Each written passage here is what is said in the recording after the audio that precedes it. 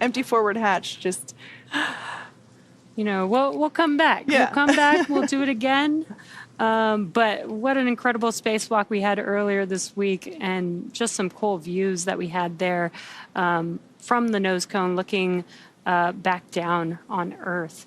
And again, as we mentioned, the crew is using their displays just to monitor. Dragon is fully autonomous, so it's doing all these maneuvers on its own, and the crew's just, you know, watching, monitoring, making sure they know when the burn is going and when it's going to conclude and how much time is left. And we do just have a few more minutes. Again, this deorbit burn, they're currently in the deorbit burn, and this burn should last just about 7 minutes, and we're about halfway through at this point.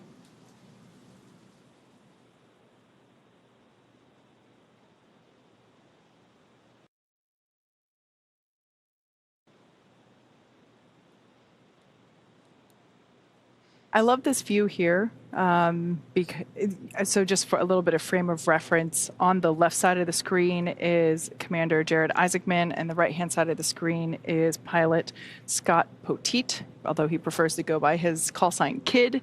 And I think that this is such a great view because it really gives you an idea of what they are looking at, in addition to the tablets that they have strapped onto their legs. You can see the procedures that they are following along with, as well as the display that illustrates which Dracos are firing at what point. Now, this deorbit burn is still underway. I'm going to pull up the map real quick, but it looks like that might be Australia. Yeah, according to our Dragon tracker, that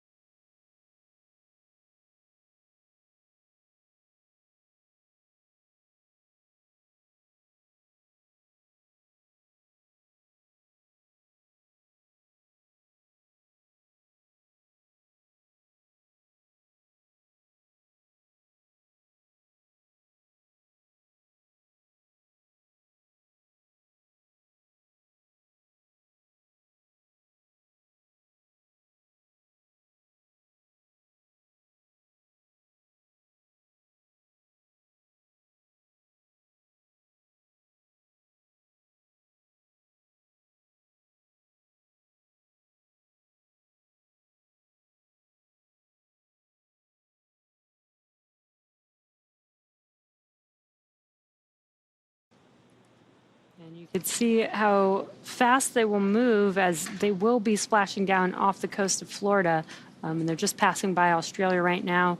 We do expect splashdown to happen in about 30 minutes or so.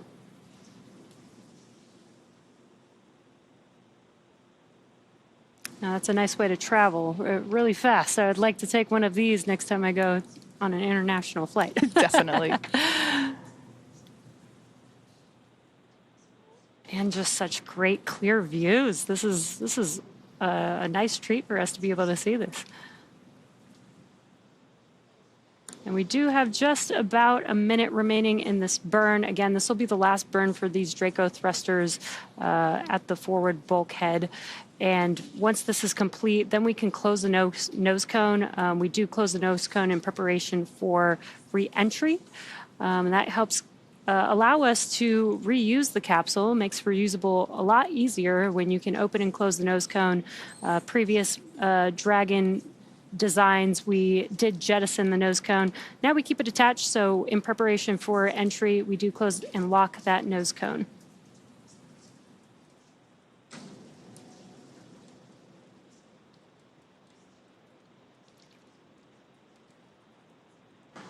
For those that have just recently tuned in, we have successfully separated the trunk from the Dragon capsule. And these are just such amazing views.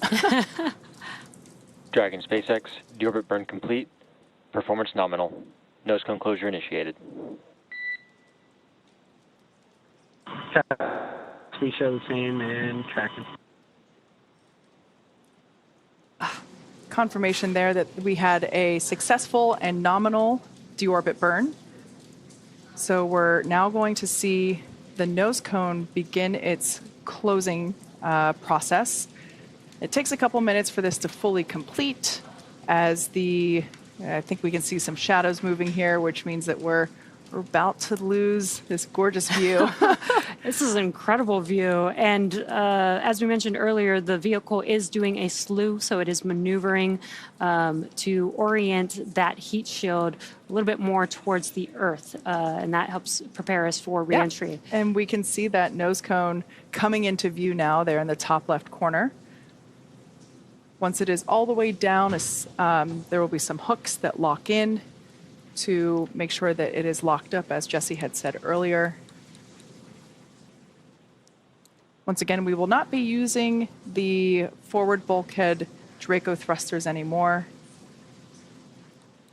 Honestly, this view is just so cool to see everything that's happening. You can still see Earth, you've got Dragon maneuvering, you've got the nose cone closing, and you get to see the Skywalker mobility aid all in one.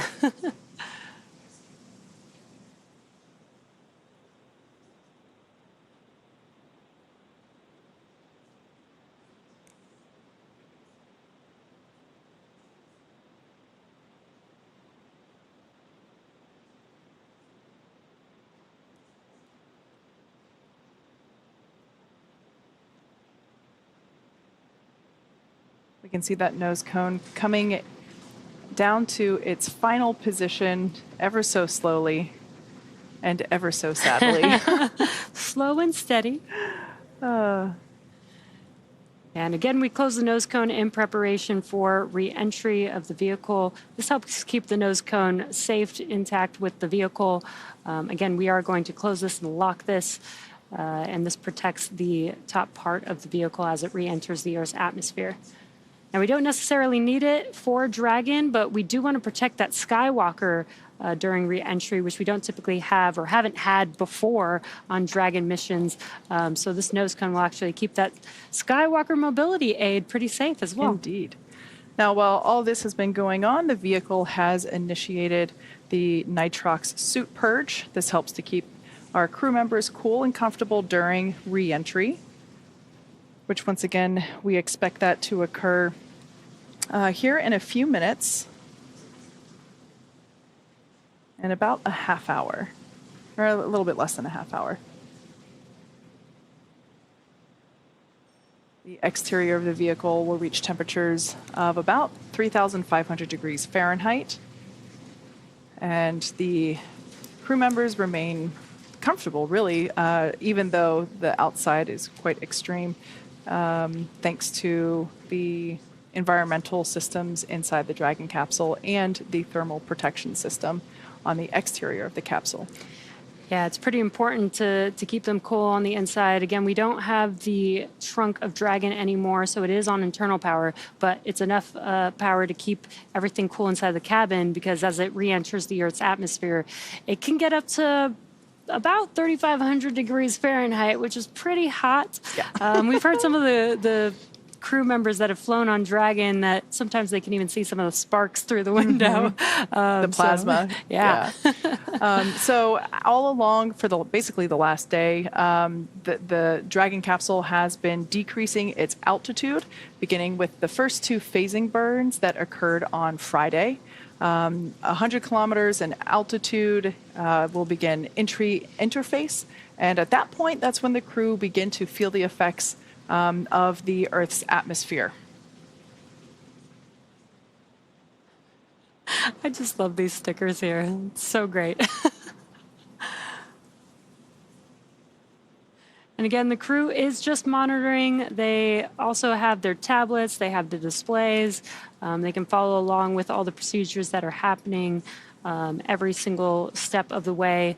With everything that's happening with the burns, with the nose cone closing inside of Dragon, they'll be able to hear some different sounds. So being able to follow along with the procedures is really important so that they can connect the dots with the sound to the action that is happening outside of the capsule. At this point in time, we're just standing by to hear confirmation of the nose cone's closure. Once we get that information, that basically completes the first half of our deorbit process. Once again, these views live from inside Dragon Resilience, looking over the shoulders of our commander and pilot, Jared Isaacman and Kid Poteet. And currently they are traveling 17,500 miles per hour while they are still in orbit. But they will go down to about 350 miles per hour once the drogues deploy. And then the main chutes are actually going to slow the vehicle down so much that by the time that they splash down back on Earth, it's only about 15 miles per hour that they'll be going. So those drogue chutes and main chutes are pretty important and do a very good job of slowing the vehicle down. Yeah, we actually now build our drogue parachutes in-house. Shout out to the Bloomfield team up in Connecticut. These drogue parachutes do quite a bit of work, and actually if we didn't have drogue parachutes, we would have to have more main parachutes, and they would have to be twice as big in order to effectively slow the capsule down. Basically, the drogue parachutes deploy around 18,000 feet when the vehicle is going about 350 miles per hour, and the vehicle, thanks to the drogues and the heat shield and really just the continued friction of the Earth's atmosphere, helps slow it down to 119 miles per hour when the mains deploy at about 6,500 feet. So they're really important pieces of the Dragon capsule, and it's always so fun to watch them deploy. I can only imagine what it would feel like to be in the capsule as you're starting to feel Earth again, and then these things pop out and really slow you down. I'm sure it's a welcome feeling, but also kind of a sad one because it means they're really at the very end of their space flight. Yeah, I'm sure it's probably somewhat similar to skydiving, but except they're coming from microgravity into gravity. SpaceX, nose cone secure for entry. Copy that, SpaceX. All right, so there we heard it. The nose cone is confirmed to be completely closed, and that is great news as we begin the second half of entry. Right now, Dragon is beginning to flush nitrox into the cabin and continuing to top off the crew's suits with that cool air. Again, this is what will allow the cabin temperature to remain comfortable while external temperatures reach 3,500 degrees Fahrenheit. The heat shield is pointing forward, leading the capsule to the landing site. Now, while we wait, let's talk a little bit about some of the highlights from the week. On September 11th, the crew hosted a book reading of Anna's book, Kisses from Space. The book details a Mama Dragon's trip to space and the inspiration she draws from her 2 kids and husband on Earth. After her book reading, Anna and the entire Polaris Dawn crew held a Q&A with St. Jude patients to answer their questions about space. On that same day, orbiting Earth on board Dragon, the Polaris Dawn crew talked with families and representatives of Folds of Honor, an organization providing educational scholarships to spouses and children of America's fallen and disabled military service members and first responders. And just yesterday, the crew connected with Air Force cadets who helped train them for a week of solo skydiving at the United States Air Force Academy in Colorado. Yeah, and it's been a pretty jam-packed week, and those were just a couple of events that they, did while they were on orbit. But there's been so many experiments, so many records that they've been able to break. They hit the highest apogee since the Gemini 11 mission almost 50 years ago.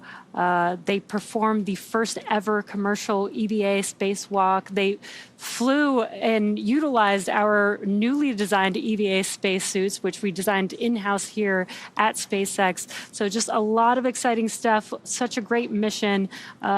Pretty jam-packed to get all of that in just 5 days. Yeah. So I'm sure they're probably having a good time being able to relax right now as they come back down to Earth. Yeah, it has been an incredible week. And while in orbit, the Polaris Dawn crew hosted the first ever Space to Earth music moment.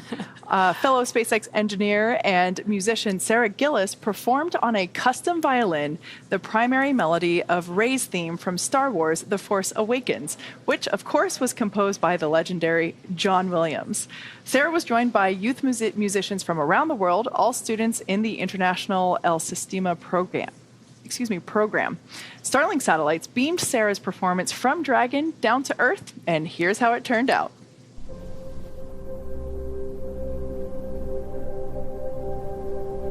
Three, two, one.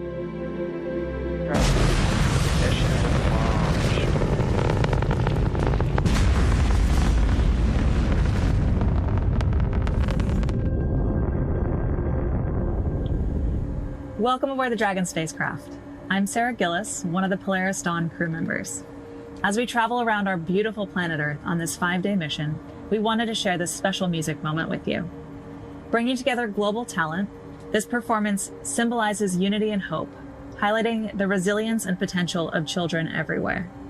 Here is Rey's theme by John Williams, brought to you from the stars.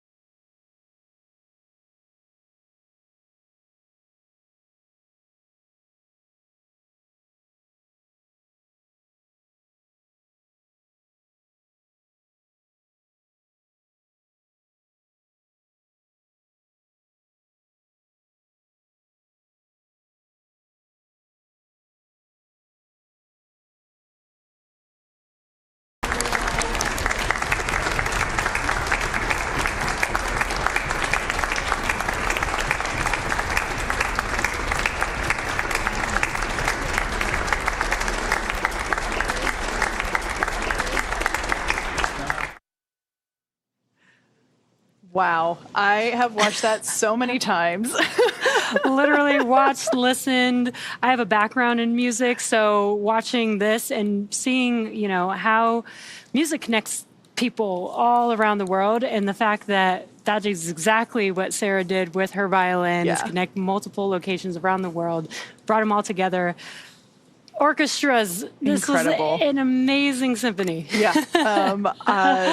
Seeing her do her thing in space is incredible. And the fact that she pulled on her existing music experience. Many of us here are musicians. It makes us better engineers. At least that's what I always thought about my music education. And it's just so cool to Sarah bring that to such a massive platform and in such a cool way. So impressed. I was speechless when I first watched it, but I think I've watched it like 6 times by now. For sure.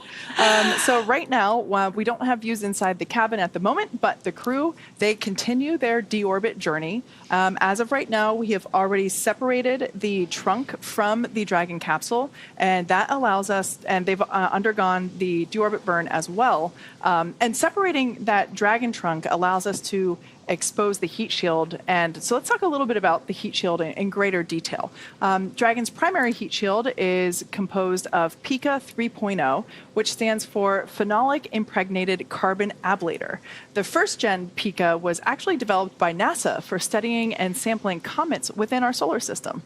SpaceX partnered with NASA to develop PICA X, which was the second generation product used on all Dragon 1 CRS missions that successfully resupplied the space station on 20 missions. PICA 3.0 was developed specifically for use on Dragon 2 crew and cargo, with enhanced structural and thermal properties that optimized the heat shield and drove down cost and mass. Yeah. The remainder of the Dragon capsule is composed primarily of a SpaceX proprietary ablative material, or SPAM. It's another class of thermal protection which is lighter weight than PICA and protects the underlying composite structure during reentry to ensure the structural capabilities are maintained. Yeah, while Dragon will experience temperatures well over 3,000 degrees Fahrenheit during peak re-entry conditions, the characteristics of the thermal protection systems, coupled with the environmental cooling and life support system in the pressurized interior, will ensure that the crew will stay cool and comfortable during all phases of re-entry through Splashdown, because it does get very hot on the outside. Now, we caught up with the Inspiration4 crew on what they were thinking and feeling about this during their mission. Coming back home is dynamic. It is exciting because you hit the atmosphere like a bullet. You're traveling 17,500 miles per hour, or Mach 25. And then when you hit the atmosphere, the capsule starts slowing down. And as a result, you get this G load that comes on you quickly, and then it's sustained. And at the same time, the Dragon's making these giant S-turns, which is, again, dialing into its location, but also slowing down the capsule. And for me, I was just sitting there like, this is fantastic. That's what was going through my mind. Yeah, and there's that rhythmic pulse of the Draco engines that are steering you and orienting the Dragon capsule in the right direction. And that's all you hear until the parachutes deploy. You see the light change through the windows because it is making those S-turns.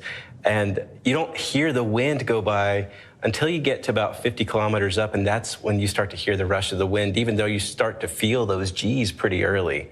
And what's really cool about it is that as soon as you hear that pop of the pyros putting the drogue chutes out, the Dracos go silent. And that is an eerie but calm feeling.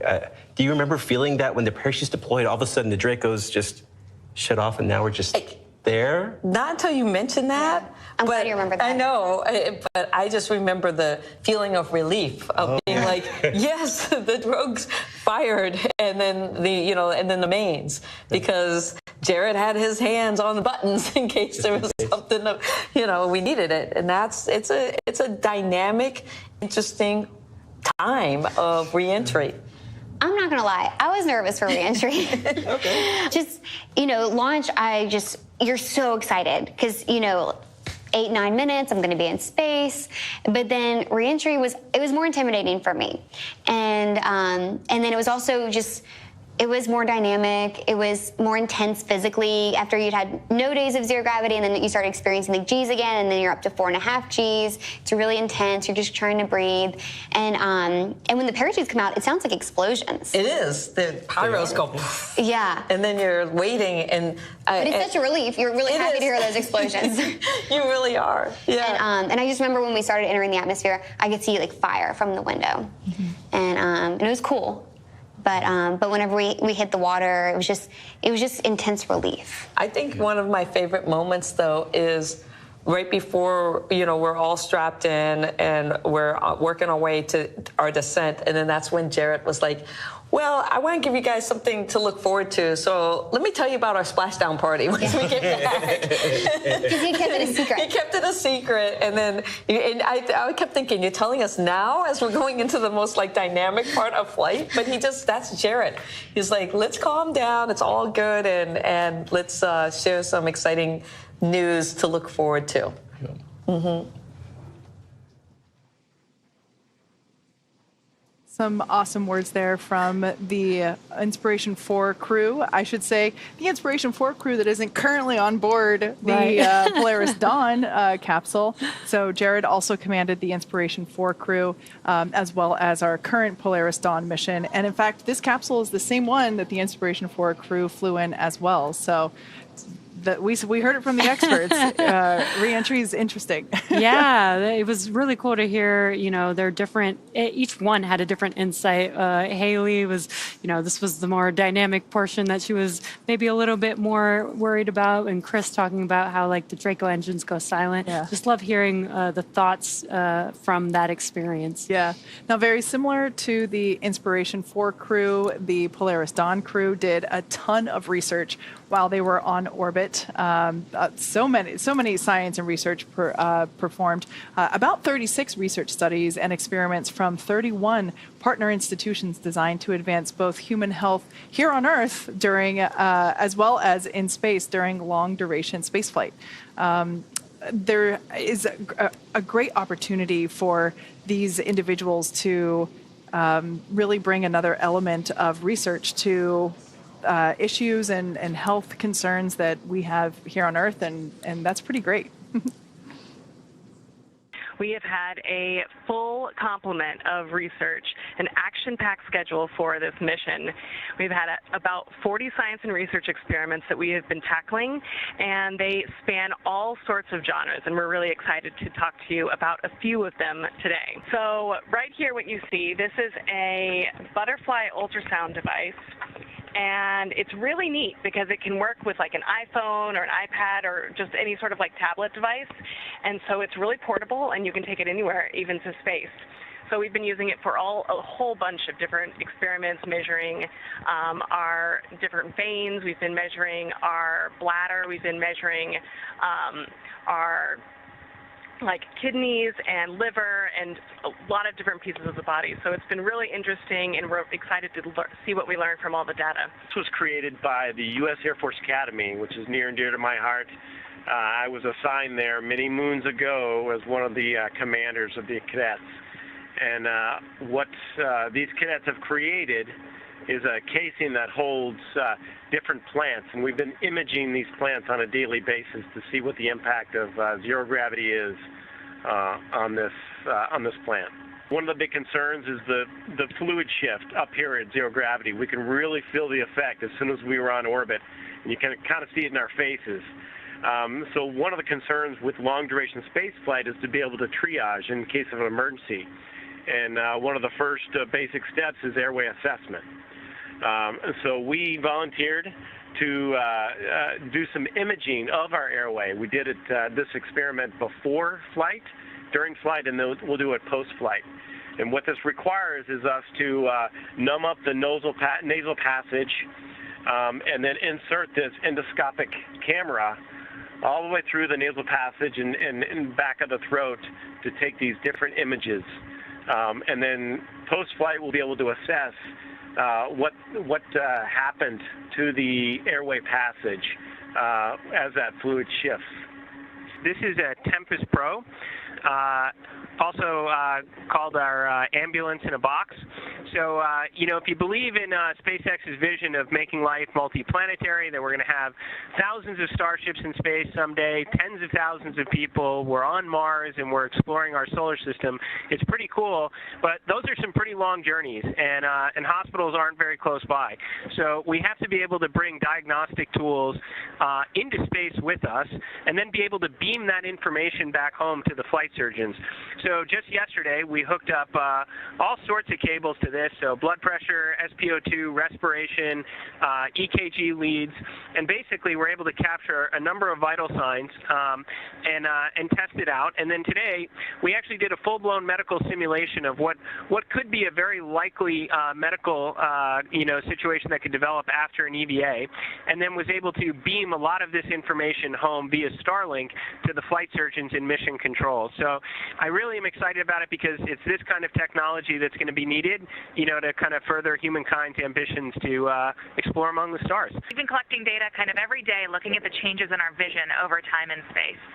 We also have an experiment from CU Boulder that we did shortly after arriving on orbit, where you actually put a contact lens into your eye to monitor the pressure change over time. And there's a picture of Jared. He has the contact lens in his eye that's sending pressure data over 12, 24 hours to a sensor.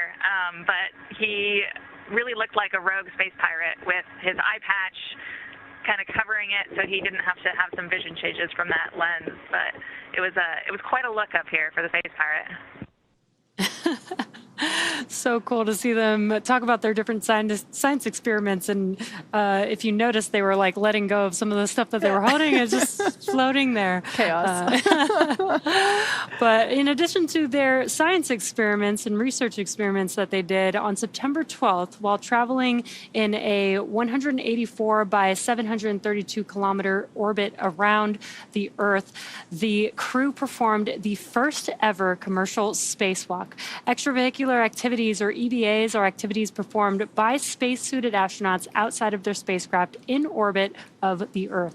They are generally performed for service, maintenance, repair, or replacement of space equipment. Yeah, it was so incredible to see this live and see them going through and testing, going through their test matrix for the suits.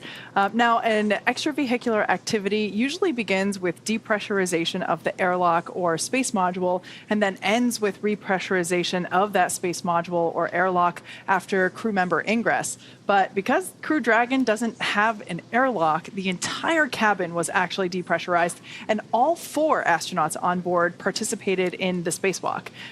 It was Sarah... SpaceX, Dragon.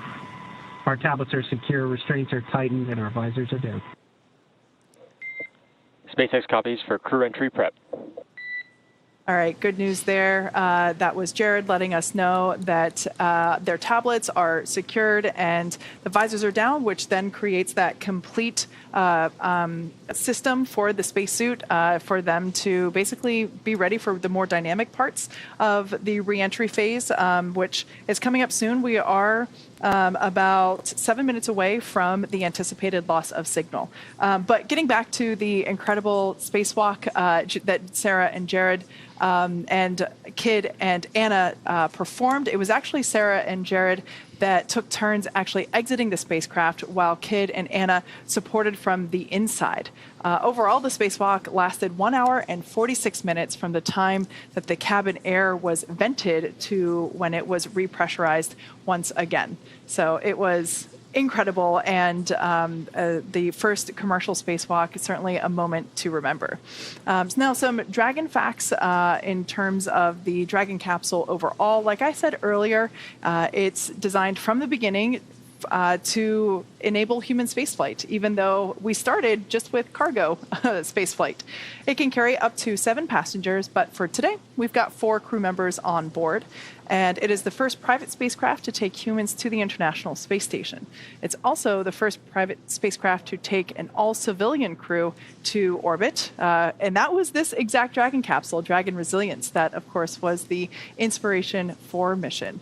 This Dragon mission, this Polaris Dawn Dragon mission flew further than any Dragon to date and reached the highest Earth orbit ever flown with an apogee of 1,408.1 kilometers. Dragon has performed 47 total launches, including Polaris Dawn, 14 crew missions, including Polaris, 5 of those being private astronaut missions, and 9 being NASA missions. We've had 42 visits to the International Space Station, 25 missions utilizing a reflown or a refurbished Dragon capsule, including Polaris Dawn. And like we mentioned earlier, this is the exact same Dragon flown on the Inspiration4 mission. Dragon SpaceX. 5 minutes until predicted comm blackout. See you on the other side. Copy that, SpaceX. We're tracking the same. Talk to you soon.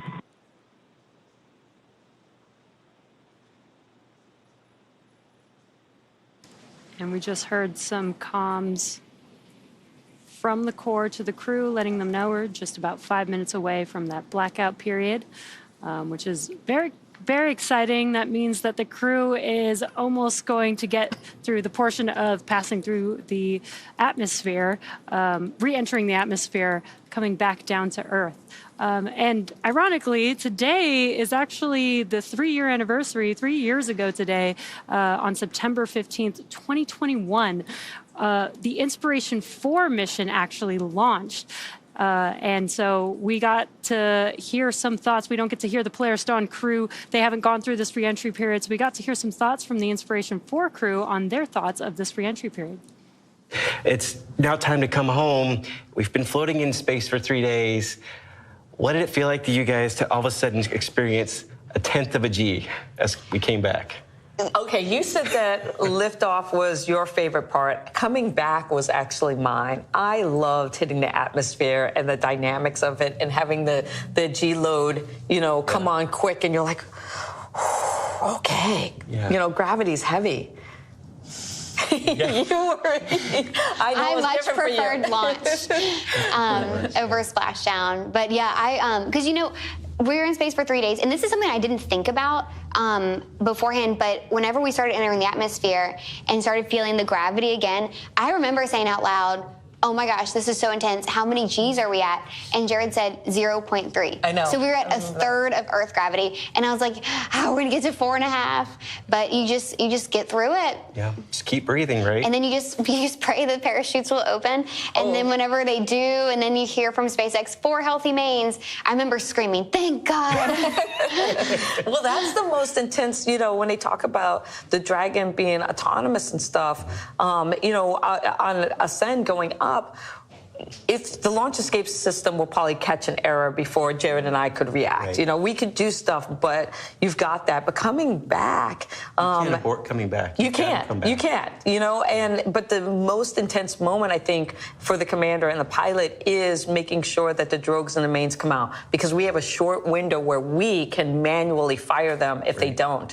And I just remember, we're counting down, and then I'm like, green, yellow, and if I'd gotten to red, then that wouldn't have been good. But every time green happened, the pyros went, and Jared and I were just like, there's the drogues. And we could see it on our monitor. I don't know if you could, but we're like, oh, yes, drogues. And then we go had through. to rip off my iPad to hand it to you so you could take a picture. Once we got off, because once we got off the 4 healthy mains, Jared was like, that's the best thing I've ever seen.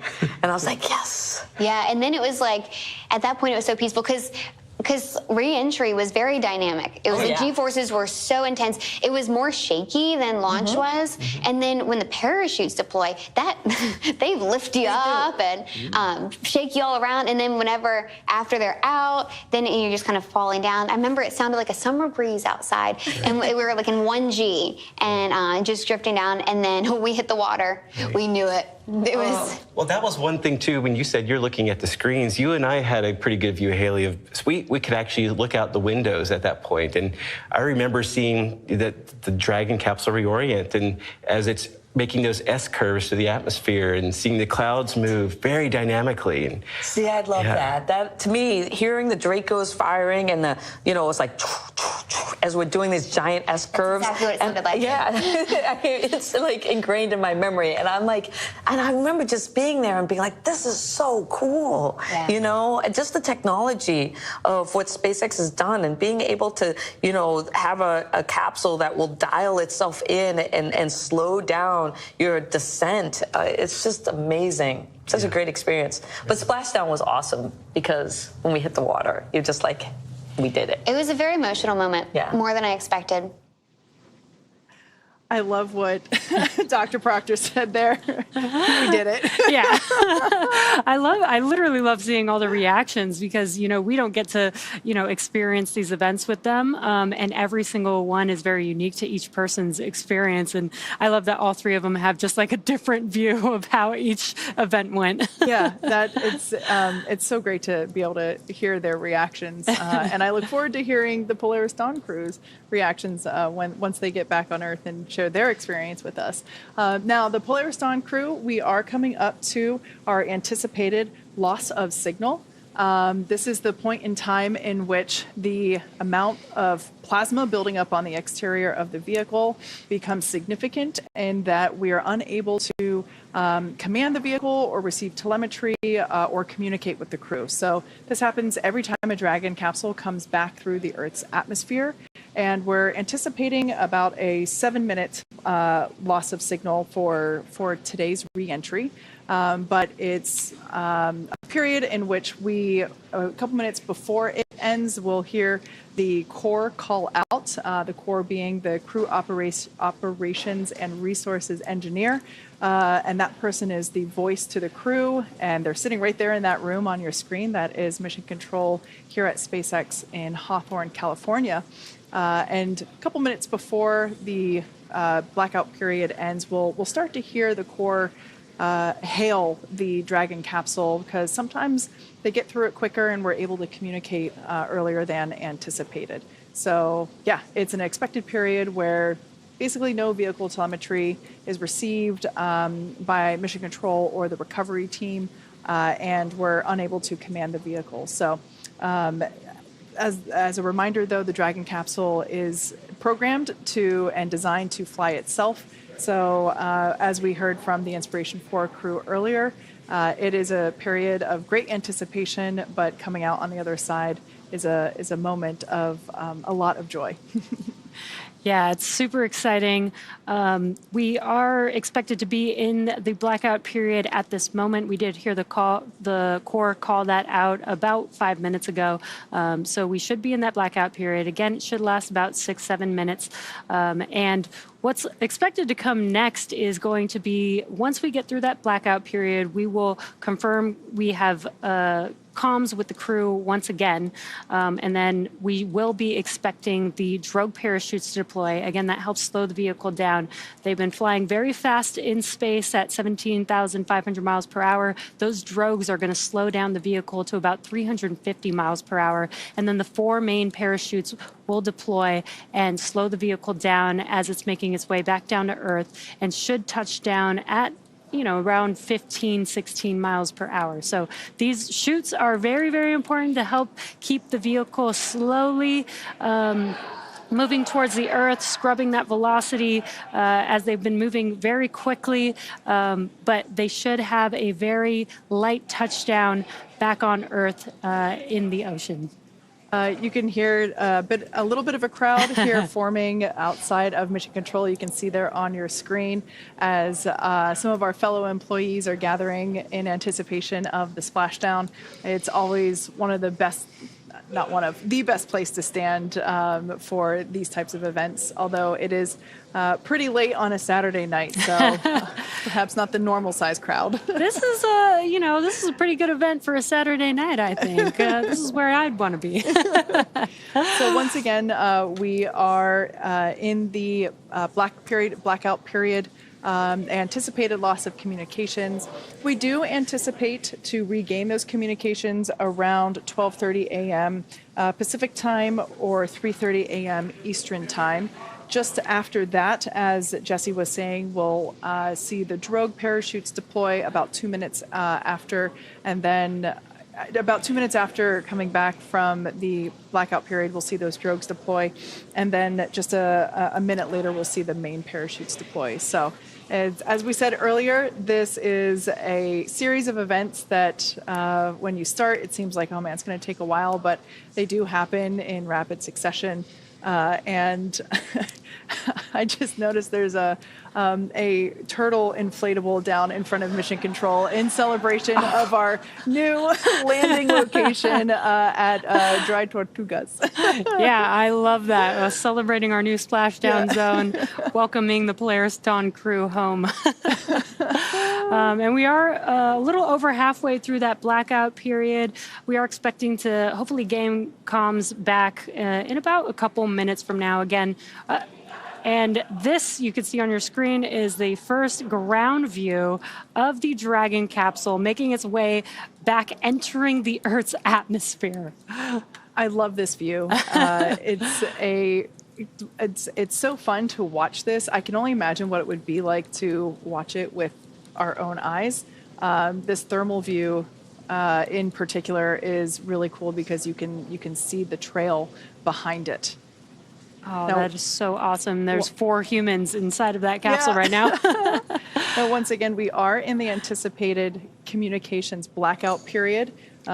Basically, there is an envelope of ionized air around the spacecraft, and it blocks radio signals from reaching Dragon. So this basically plasma field around it prohibits us from commanding the vehicle or from communicating with the crew. So this anticipated blackout period lasts about 7 minutes, so we should be coming out of it here in about the next minute or so. We will probably start to hear the SpaceX core begin to reach out to the Dragon capsule, just trying to hail them, or we might even hear from the Polaris Dawn crew first. Oh, that's an incredible view from the recovery ship. Stationed out in the water. That is a sight to see for the people that are watching this live. It's not a comet. It is just the Polaris Dawn crew coming back to Earth. Wow, that is an amazing view.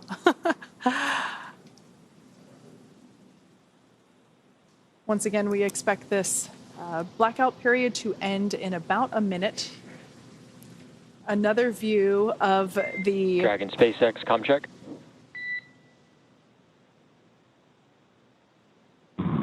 Dragon has you loud and clear. Help me, SpaceX. Loud and clear, Jared. Expect automated chute deployment. Incredible views, incredible comms. We have regained communications with the Polaris Dawn crew. This is a drone circling the recovery vessel. And that little white dot, I should start, the big white dot on the right, obviously the moon, the little white dot there in the center of your screen is the Dragon Resilience vehicle making its way, its final few kilometers back down to planet Earth after spending 5 days in orbit. Wow, just some epic views tonight. You can hear the crowd here in Hawthorne getting excited. We've confirmed that we have comms with the crew. Dragon SpaceX, GPS converged. Expect nominal altitude for drogue chute deploy. Copy that, SpaceX. We show the same and tracking. And the crew is still traveling very quickly right now as they're coming back through the Earth's atmosphere. But as you heard, the drogue chutes should be deploying here shortly, and that's going to slow them down significantly. Yeah, we expect those to deploy in about 90 seconds. And as we heard in those comms, it's triggered by GPS. So the Dragon capsule, using that GPS, will automatically know exactly when to deploy it, and that happens around 40 kilometers.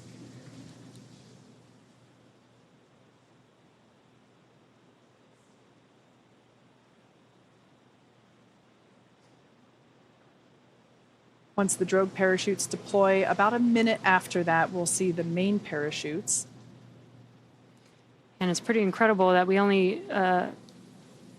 We can see seat rotation now underway. This helps put the crew in a more ergonomic position in anticipation of Brace splashdown. for drogue window. Copy, we're bracing. Should see those chutes deploy here shortly.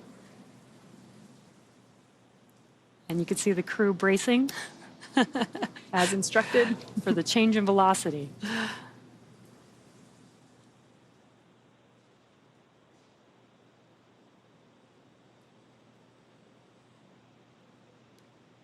Standing by for deployment of the drogue parachutes.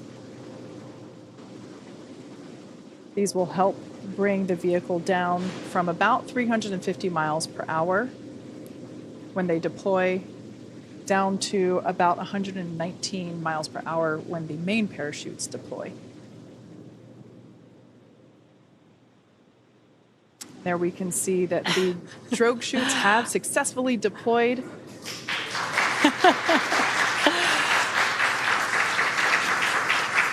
It's a great thermal image. And that view is from the actual basin where those drogue parachutes are located. Dragon SpaceX visual on 2 healthy drogues. Copy that, SpaceX. We show the same. These drogue parachutes help to stabilize the Dragon capsule and get it into the right orientation before those main parachutes pop out, as well as providing that initial deceleration. This is such a great thermal shot of the Dragon capsule. You can see it turning a little bit with the drogue parachutes. And there are the 4 main chutes now deployed. They'll slowly open up to their full deployment here in just a few seconds.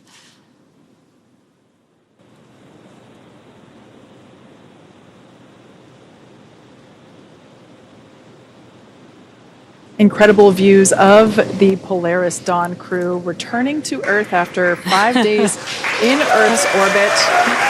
The crowd here at Mission Control in Hawthorne cheering. Dragon SpaceX visual on 4 names and descent rate nominal. It's a beautiful sight to see. Copy that, SpaceX. We show the same. 1,000. Copy 1,000. Beautiful sight to see those 4 healthy main parachutes. So great. Now in about 2 minutes, we expect our splashdown to occur. And you may hear the crew and the Corps talking. They're communicating about their altitude as they make their way back down to Earth. We should start. 800. Yeah, there it is. So we should start to hear and Copy 8. Are hearing our commander, Jared Isaacman, call out the altitude as they descend to the ocean's surface. We can see the Polaris Dawn crew nestled in their seats there on the left-hand side of your screen as they anticipate their splashdown. Copy 6. And you can see the difference in velocity. This is a lot gentler than just a few minutes ago. The Dragon is coming back down to Earth. Absolutely.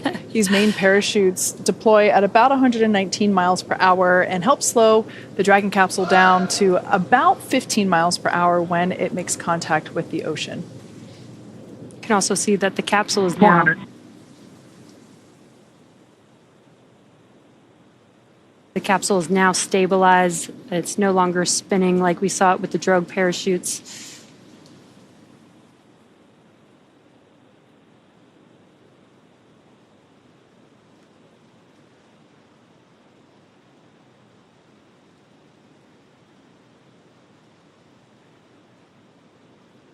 We're bracing.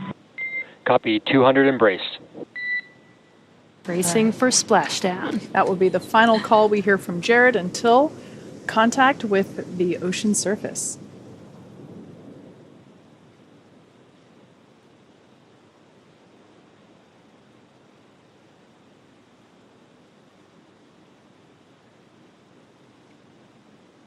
Standing by for a splashdown of the Polaris Dawn crew.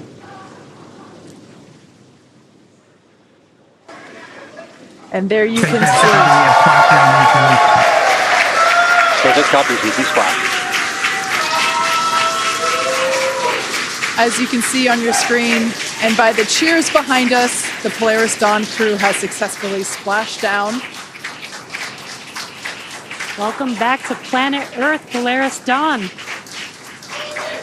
SpaceX recovery team now moving into place to begin the process of strapping the Dragon capsule up with the necessary rigging in order to lift it onto the recovery vessel.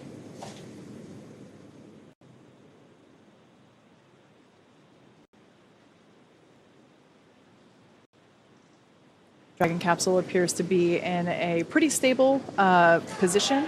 After SpaceX Dragon, vehicles code 1, cruise code 1. SpaceX copies code 1.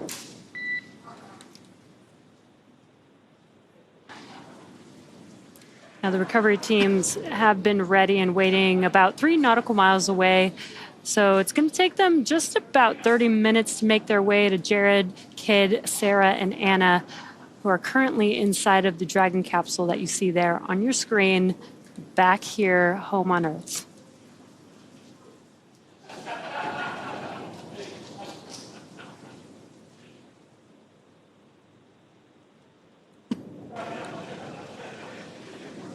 That call out that we heard earlier, confirmation of what I had said a little bit prior to in terms of that stable configuration, that code 1 call out is the reflection of the crew's reporting of that landing position. We can see the Dragon capsule bobbing in the distance. Like Jesse said, the recovery team is a little ways away from the splashdown location, obviously to ensure their safety, as well as the safety of the Polaris Dawn crew. So it takes a little while for the large recovery vessel to make its way over to the Dragon capsule, but there are a couple of fast boats that we will likely see come into screen sooner than later, and those fast boats carry... SpaceX Dragon, we're stable 1. Those fast boats carry... Copy, stable 1. Those fast boats carry the recovery team members that will scoop up the parachutes from the water, excuse me, as well as perform the initial safety checks to make sure that there are no hypergolic fuel vapors or any basically potentially harmful vapors remaining around the Dragon capsule following the deorbit sequence. So we'll see a crew with some personal protective equipment wearing that personal protective equipment around the capsule, performing those safety checks before allowing anyone to get too close to the capsule. Yeah, and I love that we have those fast boats. You know, instead of waiting for the recovery vessel to make it with crew members on board there, we have the fast boats to get there while the recovery vessel is making its way towards the capsule, and we can do all that work in advance. And they are very fast, as you can see. SpaceX, on behalf of the entire team of SpaceX, welcome home. We have pulled go for recovery personnel to approach. Expect personnel alongside in approximately 1 minute. Copy that, SpaceX, and Polaris Dawn, we are mission complete. Thanks for all the big help pulling this mission together.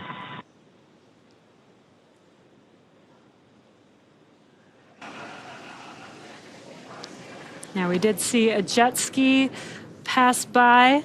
That jet ski has a couple recovery folks on board. They've got the go to do those, gas and hazardous checks to make sure that Dragon is safe for the recovery vessel to approach. Yeah, and this view here is actually from a drone hovering near the Dragon capsule, so it gives you a little bit better perspective of how close the fast boats are. Like I mentioned before, some of them are scouring the water looking for the parachutes that were released after Dragon splashed down. We'll try to retrieve those. And another fast boat will approach and begin those safety checks for any hypergolic vapors. And yeah, we can see them getting... actually, you can kind of see one of those parachutes there floating in the water to the right-hand side. And then the moon in the distance. What a great view. Some great lighting from the moon at this night splashdown tonight. I'm pretty sure this is the first time we've had these views on our recovery webcasts.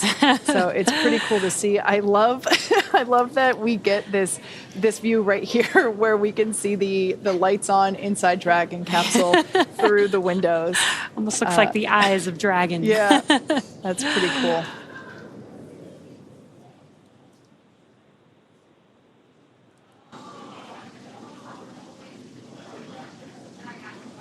So the fast boat that is closest to the Dragon capsule, that is the crew that will begin. Yeah, you can see with the stick there, that is basically a hypergolic detection device. And yeah, they will attach to the Dragon capsule to get a little closer. And we can see that they have respirators on. This helps ensure that if there are any lingering vapors, that they will not be exposed to those.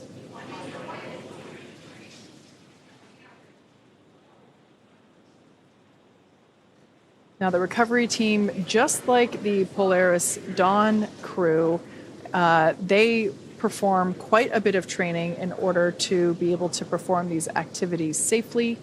In fact, for those of you that have never watched our recovery shows before, but there will actually be someone that jumps into the water and begins climbing on Dragon capsule in order to secure the straps that are necessary to lift the Dragon capsule out of the water. Oh, there's a cool shot there because you can actually see the basin where the main parachutes were located. That's where here's a thermal view now. But yeah, that lower, larger basin is where the main parachutes were located.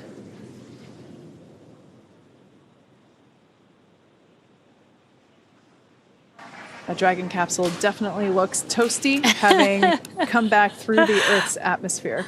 A little bit toasty there. It was a little hot coming back. Yeah.